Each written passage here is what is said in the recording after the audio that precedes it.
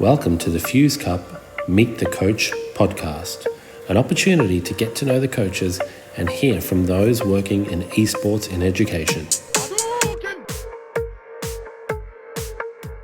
Welcome to episode 3 of Meet the Coach podcast for the Fuse Cup. We have an absolute cracking podcast today. Our next guest is a dear friend and one of the nicest people you'll ever meet. He's a highly experienced and accomplished e-learning leader and has led some amazing innovations in his school. He's an active member of the Microsoft Innovative Educator Expert community, and this year is a Microsoft Fellow. He's been a huge advocate for the Fuse Cup and esports in education, and we can't wait to share his thoughts with you today. So please welcome Mr. Mark Savery. So, Mr. Mark Savery, welcome to our new podcast. How are you doing? Thank you. Doing very well. Thanks. Excited to join you tonight. Yeah, thanks, man. And look, I'm honored to have you on. I listened to your podcast with our mutual friend and esports nemesis between you and him, Travis Filter, on his Just a Teacher podcast. And if you haven't, to our viewers and listeners, if you haven't had a listen, I thoroughly recommend that you do it because it's a great podcast, and your episode in particular is fantastic. But so look, before we start, I just want to say thank you to you for not only agreeing to be a guest tonight, but also for your ongoing support. The work that you've done in assisting me throughout the whole year. Last year is just phenomenal, and I can't thank you enough. The finals that we had at your school were phenomenal. The stage was great. Nothing was too much of an issue. We had a lot of fun putting it on, and I really value not only your, the professional relationship we have, but your friendship. So thank you so much, Mark, for your support. Our pleasure. It's been really exciting seeing this journey unfold and develop, and it's been fantastic to be involved in as a staff member, but also just seeing the benefits that we really have seen, in the lives of the kids and those that have been involved over, nearly 3 years now. So it's been great to be part of it. Yeah. And we'll touch on those, those benefits that you've seen, because obviously the whole purpose of tonight is to really tap into your experience and the things that you have seen with esports in your setting. So look, before we get into, the whole esports thing, why don't you just tell us a little bit about yourself as an educator and a bit of your background? Yeah, sure. So I've been in education for probably the last 16, 17 years, teaching in schools. My background is all primary teaching. Prior to that, I was involved with after school care, before school vacation care for about 7 years. So I've had this, long time, I guess, experience working with kids and particularly primary age kids. And there was probably two sides of my life, music and kids. And I've been doing, I'd done a music degree and was doing aspects of music and gigging on the side. And then there was this side of working with kids. And it was only suddenly when I landed in a school, the two kind of combined. And I did a split role for a while doing, music tuition and then a mix of music tuition and classroom teaching, doing both part-time until I ended up sort of moving into the classroom full-time. And then, over a few years of different year levels and different roles, that landed me in what I'm currently in this head of e-learning role, which I absolutely love. I would say it's my dream job for the moment. Getting to probably play with a lot of technology, but also engage and look at how we use technology to enhance learning for our students and try and get the most out of that technology to enrich the learning experience for our staff and students at school. So, yeah. And look, it's very evident at your school that you're, really well loved. Your manner, with staff is fantastic. Your manner with the kids. So it's no surprise that you love your job and that you're doing great stuff at your school because your giving nature and your just kind of inquisitiveness and creativity. And I bet, your school's probably tapped into your music side and, got you to do bits and pieces here and there. It's a bit of a bargain having, people that can do lots of different things. Yeah. Oh, look, we love the opportunity to still, I obviously don't do as much music and on the side with a family and two younger kids who your priorities over the years shift. But I love the opportunity to still, get involved in stuff that's happening at school as well, with music where we can, and use that as well to be creative in the classroom and in different things that we're doing. So. Yeah.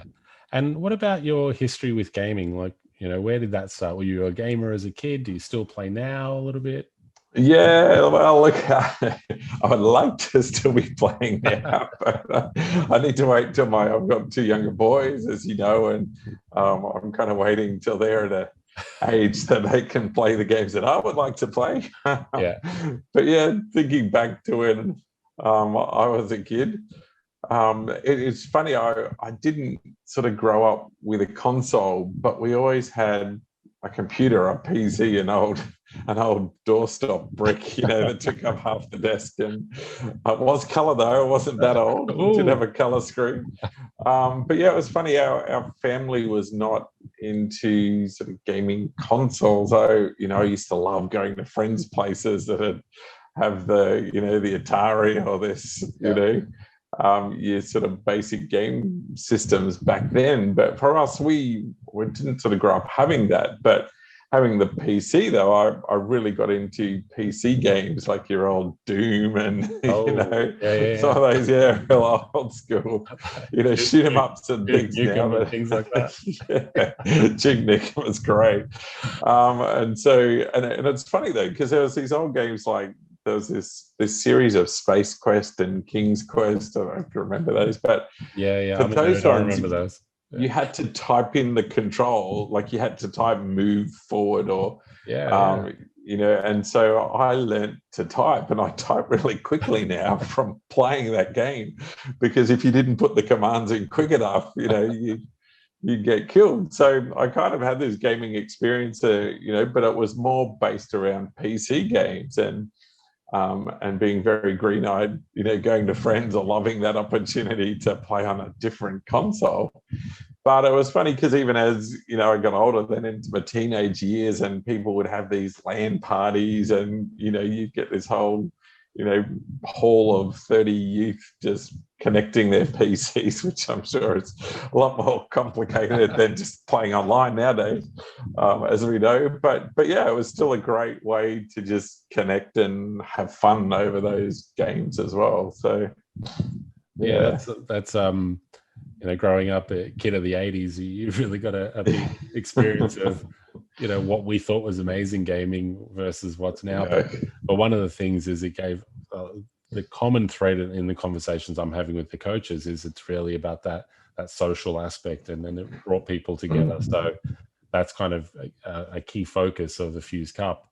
When we started talking about launching the Fuse Cup, you were one of the people that I was kind of a sounding board for me. And I was like, hey, what do you think it's going to be like? And you're, of course, very encouraging and made me think of some things that I hadn't really considered. But I really want to kind of go back to that time and kind of explore, what were some of those discussions that you maybe would have had with leadership at your school about involvement? Because one of the things we get asked a lot is, well, how do I talk to my leadership team about this? I think it's a great idea, but I need them to be on board. Do you remember what some of those kind of conversations were like when you first had them? Yeah, I think when you're in a school and you go, hey, I want to start this lunchtime club, is that okay? They go, oh, great, yeah, you're gonna run it, excellent, that's great. So what is it?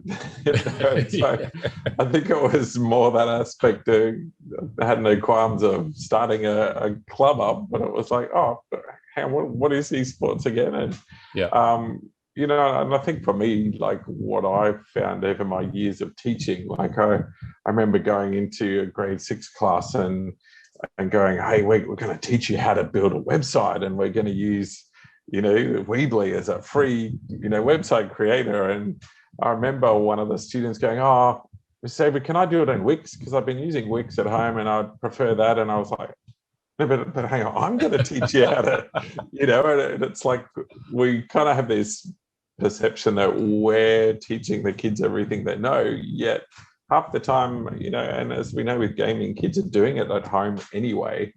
But if we can bring that into a context where we can put a positive nature around it, we can teach, guide, nurture, then we should be, because they're doing it anyway.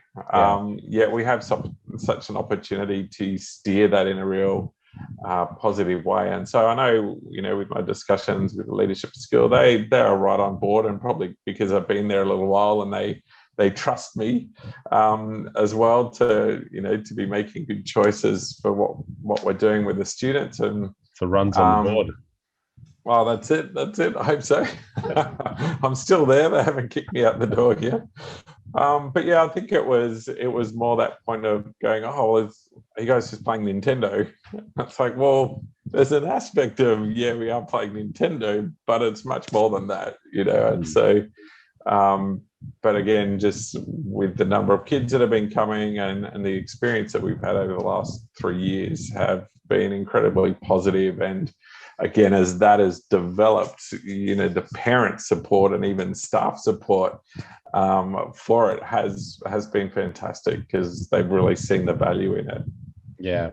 Look, I just want to clarify, like the Fuse Cup, obviously esports has been around for a long time. We haven't invented esports, and there have been different forms of that schools have participated in. But yeah, we've only really been operational for a year. So it's great that people have, it's not a brand new concept for some people, but for others it very much is. And what about your students? How do they respond when you first told them, hey, listen, we're going to be participating in an esports competition? Yeah, again, the kids have been really excited, and normally the problem for us, like, one thing that we've loved in partnering with the Fuse Cup is one, that it does run alongside the values of our college. Like we're looking at the option of a high school, esports engagement. And the principal last year had said to me, oh, what do you think about this? Should they get involved with this university? And I said, well, look, we could, but they're playing these kind of games. And does that actually run alongside, the values that we hold as a college, and what we want to, encourage and instill in our students? And if not, well, no, So that's what we've loved, particularly even with the engagement of the primary students. But the challenge for us has more been, again, with the year 5-6 competition, we've limited it to year 6 kids, because we're already getting 30 kids, and I've got to pick,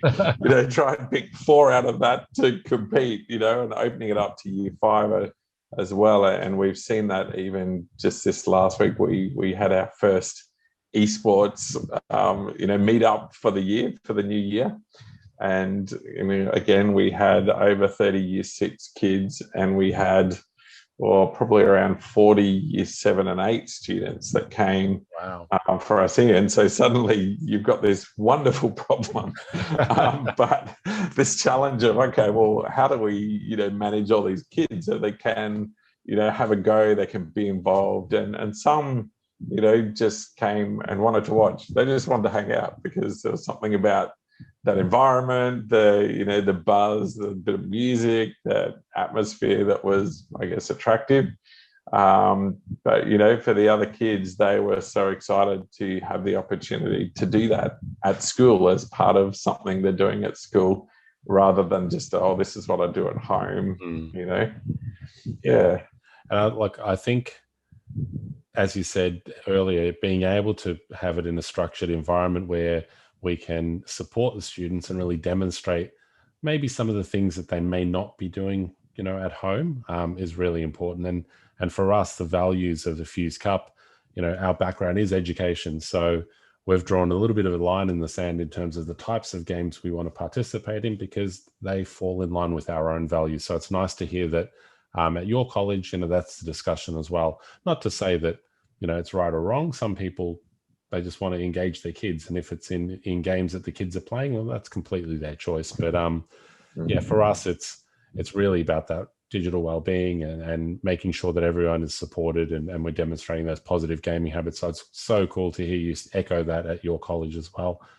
And for us, what we're driving, in that esports across particularly 5-6, and then year 6, and then into the high school now, as they get older in grade 11, 12, if they want to, engage with things independently, then go for it. But we hope we can just establish that real positive, foundation first of, well, you know about digital wellbeing, you know about cyber safety, you know how to game responsibly and what to do if you have issues. And, if we can establish that with the opportunity that we have while they're at school, then hopefully if they do choose to engage with those kind of things, or even just playing at home, they've got that foundation to stand upon as well.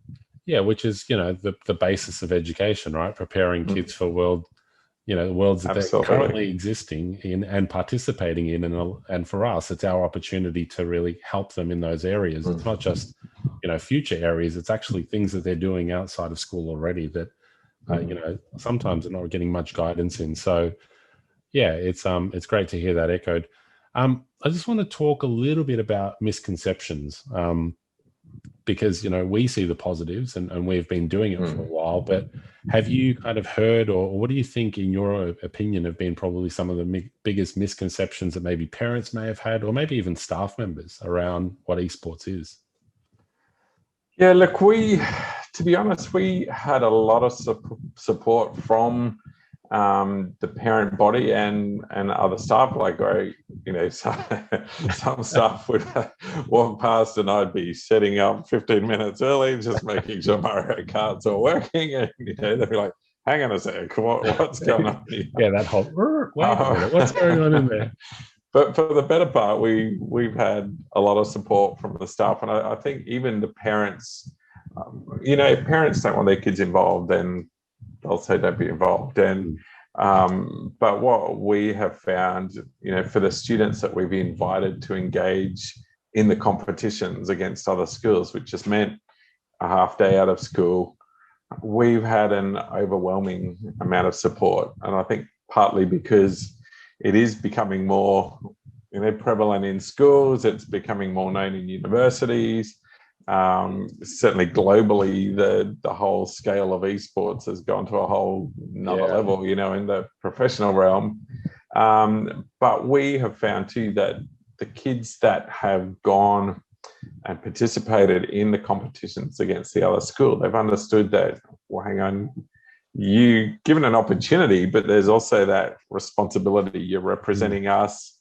As a school, you're representing yourself in how you treat other people, how you deal with winning and losing. And and I know, even a staff member at school whose son was involved last year, she has become one of my biggest supporters, because she saw how much that did for her son in working through some of those things and the process of, wins and what happens when you lose. And, I guess the highs and lows of competitive sport, whether it's, in technology or in other types of sports. So, yeah, we found that the parents of kids who have gone to these events, so we've had overwhelming support and, go for it. So, yeah, and that's we've seen it firsthand, haven't we? We've seen those real teachable moments where, student A maybe might need some support because they've not handled that loss very well, and they,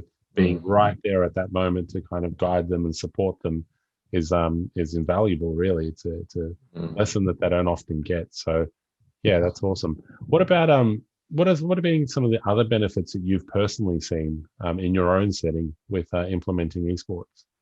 Yeah, look, I think, there is a lot of, like, one of those aspects, it is such a relational thing. Like any team that you get involved with, that you start meeting with weekly, whether it's your soccer team or the swim club or, a band, you start building those relationships, and you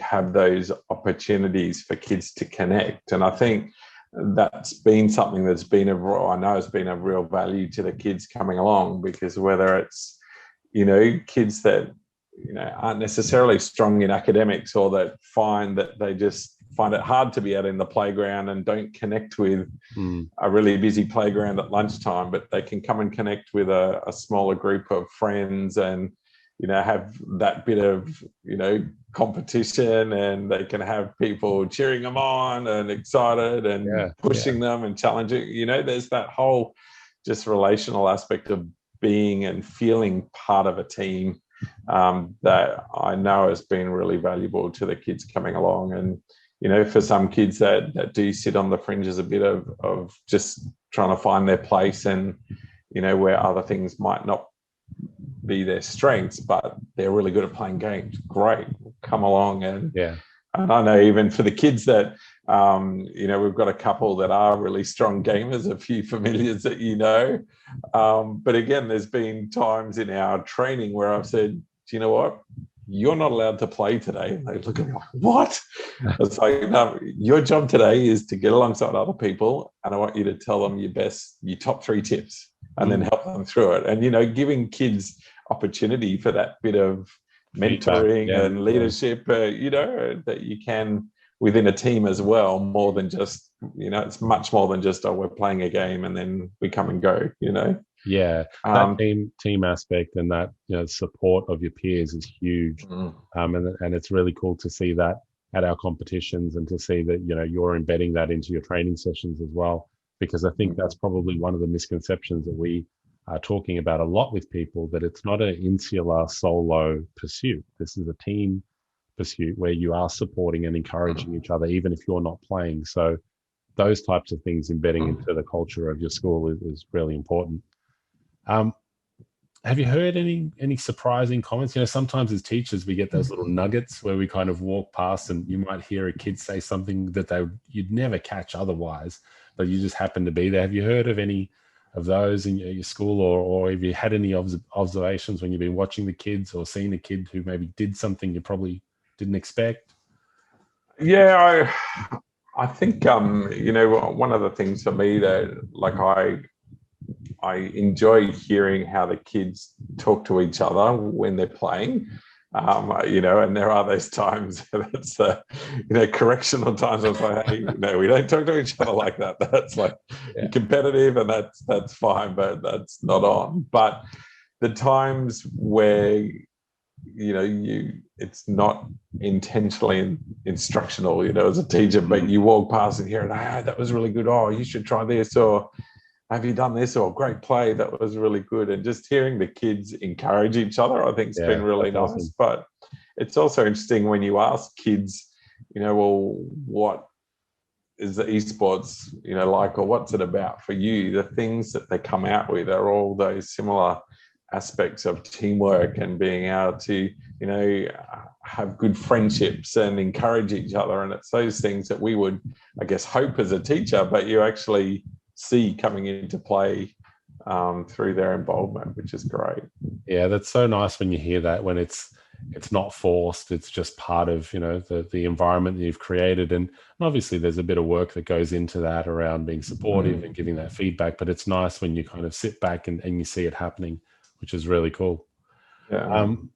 What about, I mean, you spoke about, you know, the positive challenge you've had today of maybe having 70 kids turn up to a training session.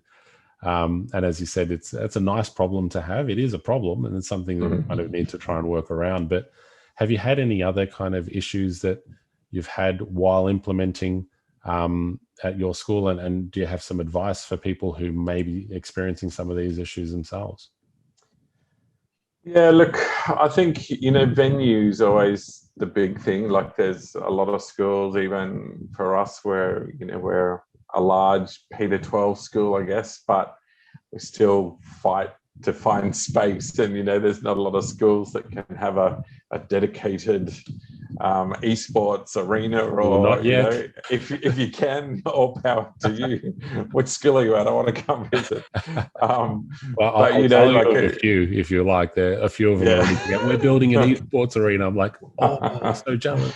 Oh no, right. And it's always you know, can be a real precious thing in school, finding a space. And then, you know, and we were using a room last year, and that was turned into a different classroom for this year. So we had to move spots, and just trying to look after the gear that you have and equipment so things don't go missing can be a challenge. But again, for us, we had bought a couple of Nintendo Switches, you know, as we engaged with the Fuse Cup, and that's what we were using. And But the more the challenge was, okay, well, we've got those, but we need more screens now. How do we get some more screens that we can connect them to? And so, we found a mobile trolley here. We can pinch for this lunchtime. And so, there is that little bit of setup.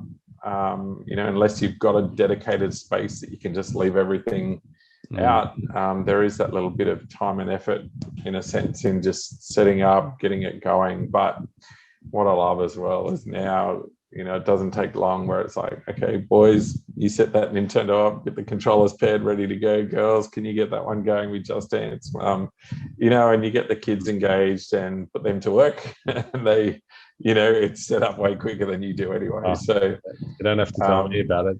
At the competitions, they wouldn't work without the kids. The kids are troubleshooting and helping, and they're awesome. And that's what it should be. It should be that partnership between adults and kids, and leveraging each other's skill sets and being able to kind of work together to for the betterment of everyone. So it's cool that's happening there as well.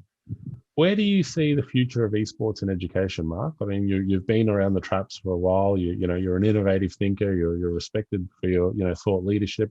Where do you see it going?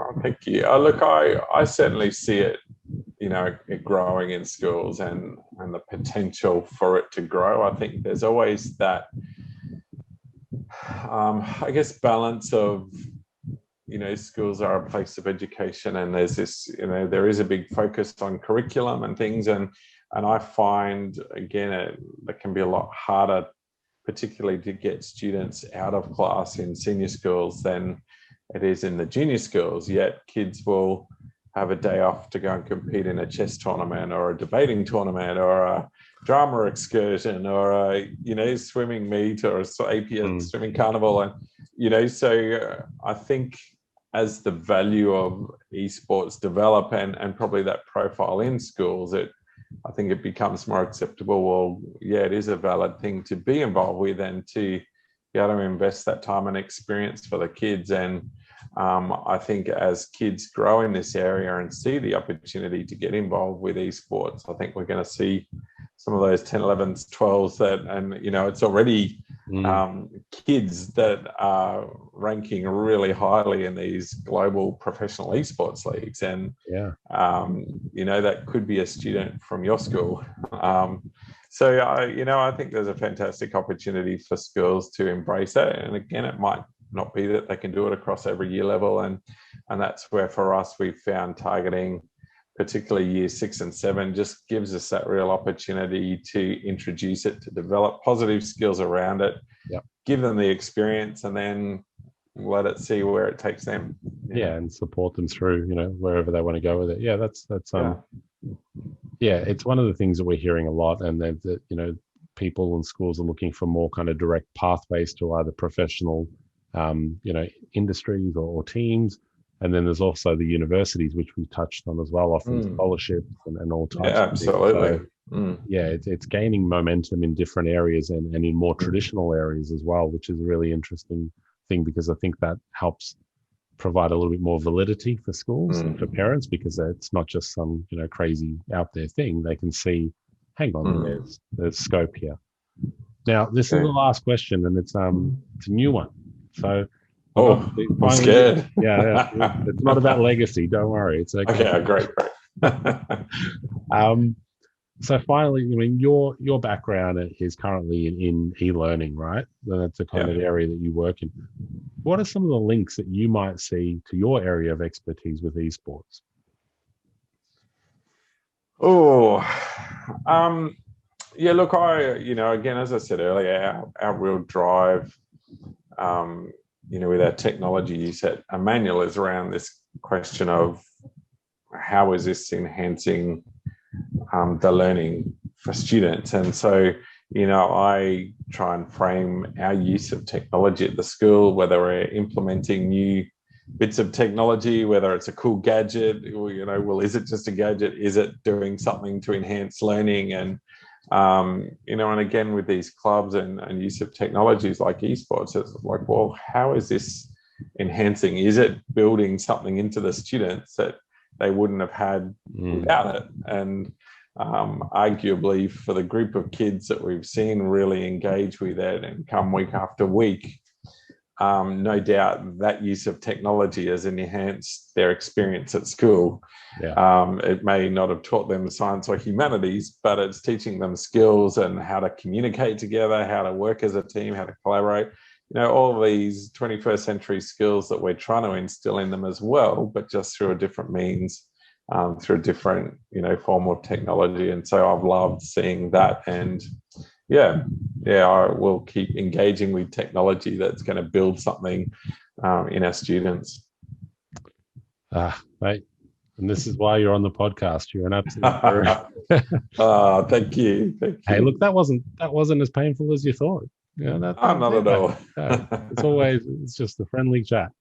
Hey, look, thank you so much for being involved, Mark. And again, thank you for your ongoing support. I really look forward to building, the relationship between the Fuse Cup and Emmanuel. We've got some big plans for this year as well there. So we've got another great, nabbed another great experienced esports person as well. So your esports department is growing. I know, I'm excited. We've got 2 staff, and actually that's something is just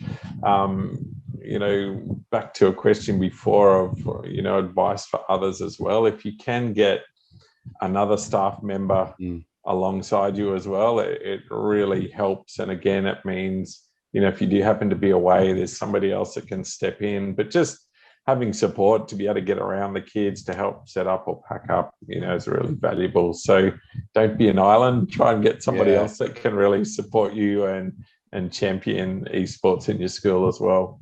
And it's always good to do those, clubs with people if you have the opportunity to. So you can just bounce ideas off each other or just look at each other like, whoa, you just kind of share that aspect of what it's like to just work with other people. And it's great that you get that opportunity to as well. So, look, thank you so much for being involved. Hopefully the cups will remain at Emmanuel. We'll see. There's a fierce rivalry going on there, and you got to snatch them off the hands of Ormiston. Absolutely. But we've got some great new schools joining our competition this year. So each division, whether it's a Gold Coast primary school or Gold Coast high school or Brisbane or Ipswich, we've got a new Ipswich one. They're all growing. And it's going to be really interesting to see, the new kind of teams coming in and how that works. So thank you again for your support, Mark. Thank you so much for not volunteering, but agreeing to come on. I didn't have to twist your arm too much. You're like, yeah, okay. No, it's a pleasure. We really appreciate what you guys are doing in the Fuse Cup as well, and the opportunity it's giving for particularly primary kids as well as high school to engage with that in a safe, environment that's really building those positive aspects into them. So thank you guys. Thank you. That's our jam. That's what we love doing. So again, thank you so much, ladies and gentlemen, Mr. Mark Savery. Thanks.